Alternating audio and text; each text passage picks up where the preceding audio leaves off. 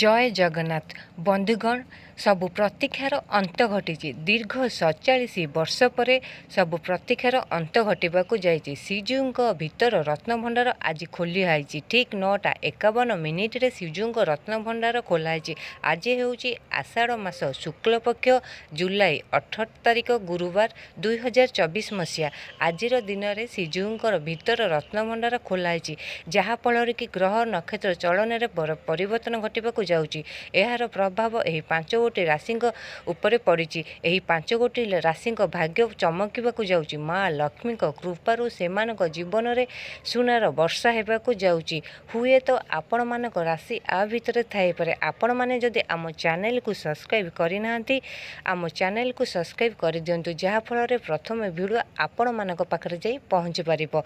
एबे आसंतु जानिबा प्रथम भाग्यशाली राशि के। प्रथम भाग्यशाली राशि होउची वृष राशि। वृष राशि व्यक्ति बहुत उच्च मान रे ता सहित सेमानक जीवन में जय माँ लक्ष्मी कृपा दृष्टि रही अचानक धन प्राप्ति होबार जोग रही। प्रतिटी कार्य एमानकर सफलता लाभ करने को जाउछंती। आपणकर शुभ समय आसीथिबारु आपणकर समस्त अटक जाइथिबा कार्य एबे समाप्त हेबाकु जाउची। आपणकर शुभ समय आसीथिबारु पूर्वरु थिबा समस्त आर्थिक समस्या एबे दूर हेबाकु जाउची। माँ लक्ष्मी कृपारु आपणक जीवन में धनर वर्षा हेबाकु जाउची।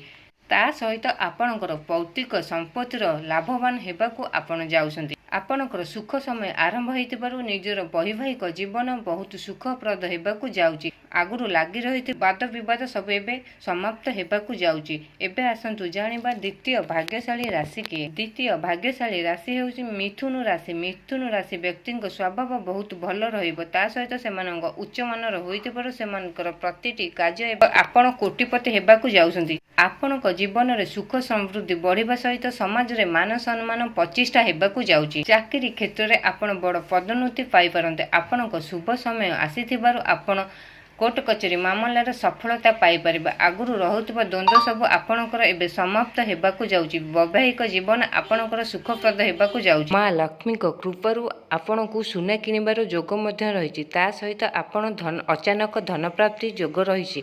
एबे आसंतु जानिबा तृतीय भाग्यशाली राशि के। तृतीय भाग्यशाली राशि हेउसंती धनु राशि।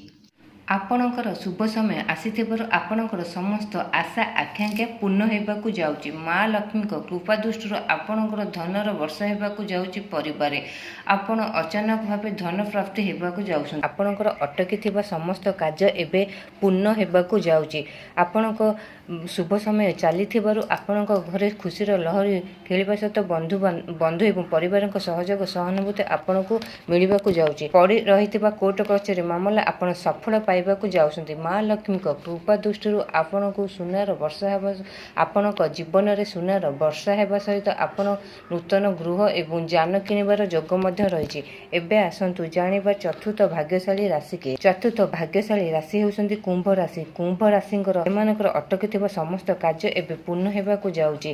वाद विवाद माली मकदमा कोर्ट कचेरी सब सफल लाभ करबाकु जाउछंती। सेमानक जीवन में उन्नत घटिबाकु जाउची। बिजनेस एवं वाणिज्य क्षेत्र में बड़ इन्वेस्ट करबाकु जाउछंती।